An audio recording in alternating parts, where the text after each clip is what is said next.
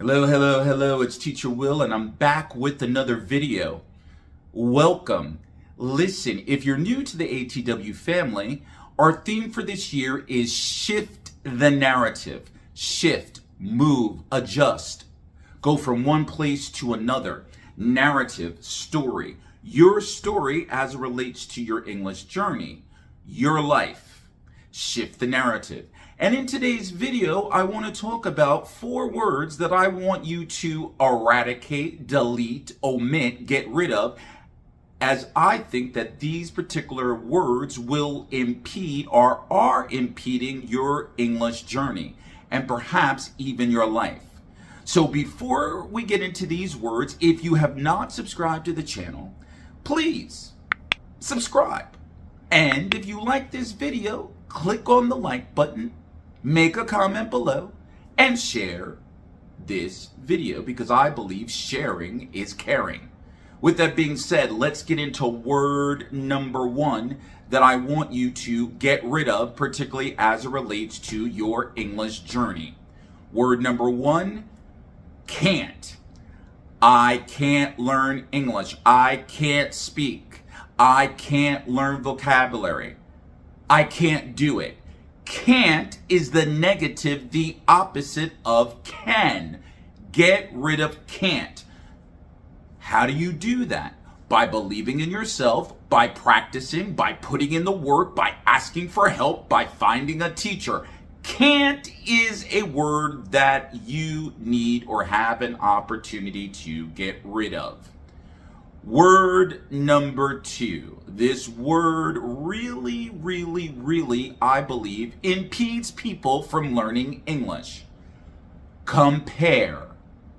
Do you know anyone out there, maybe yourself, you or they compare themselves to people whose mother tongue is English? They compare themselves to people from the United States, from Canada, or they compare themselves to someone that has been learning English for what? 5 years, 6 months. Comparing yourself to another individual might not necessarily get you where you want to be. Compare or comparison kills. Do you recognize and realize that there is only one of you out there, that your journey as it relates to English or even your own journey in life is unique? Your story, your journey, the way that you understand English is yours. And comparing yourself to other people, ask me how I know. I compared myself to other content providers. I compared myself to other people when I was learning another language. That language was French. Comparing yourself can impede your progress. Word number 3. Now this word is real. It is applied in my own life. But I'm going to suggest to you to get rid of what word? Fear. Now, when you are learning English, it is normal to have fear, or possibly something that you've done in your own life. You're trying to, ride a bike, or you're trying to learn a new skill. Fear is real. You're afraid. You have fear, trepidation. Yet, fear can be replaced with confidence when you decide to do the work. So, if you have fear, the only way you have fear of speaking English, you have fear of giving a presentation, you have fear of learning vocabulary, and in particular, you might have fear in possibly in speaking English or to someone whose mother tongue is English.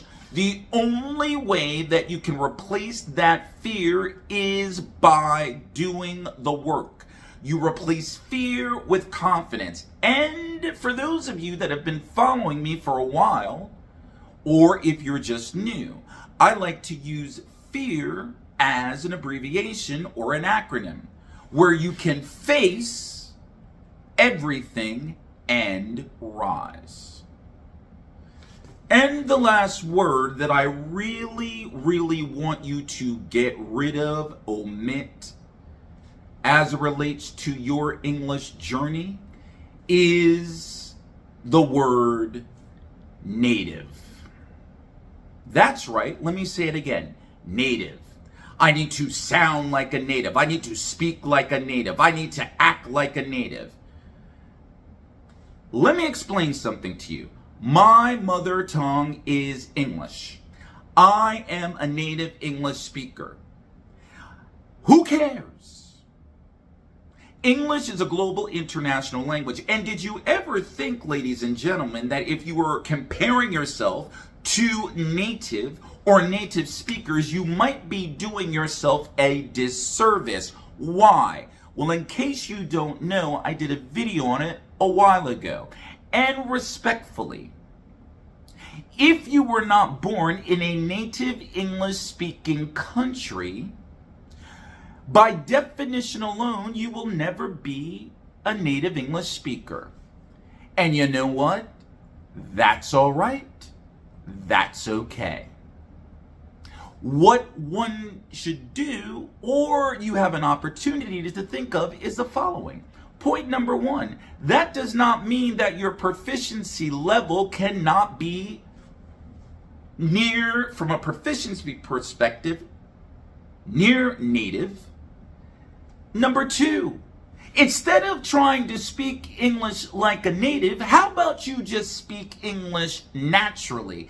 And I would submit to you, native, let's extend that, as a form of native speakerism, might be making you, or when you say like, oh my God, I need to speak, or native, that brings up a lot of different meanings, and possibly people that use that are consciously or subconsciously trying to make you feel or believe as that you're less than. You don't need to speak English from a native perspective. You don't need to speak as a native. How about you speak English naturally by focusing on your pronunciation, how you pronounce or say words, your intonation, the rising and falling of your voice, your enunciation, how you place particular stress on words or syllables, and more importantly, your mindset.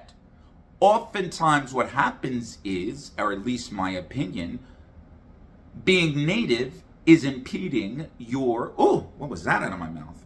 I got passionate, excuse me.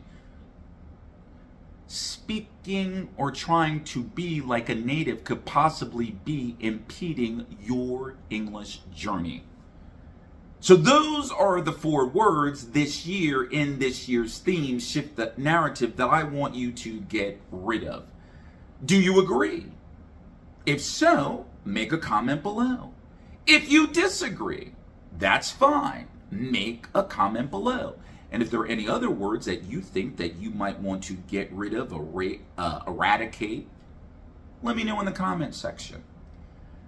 Thank you very much for listening. I hope to see you soon. And remember, get rid of those 4 words in the year. Shift the narrative.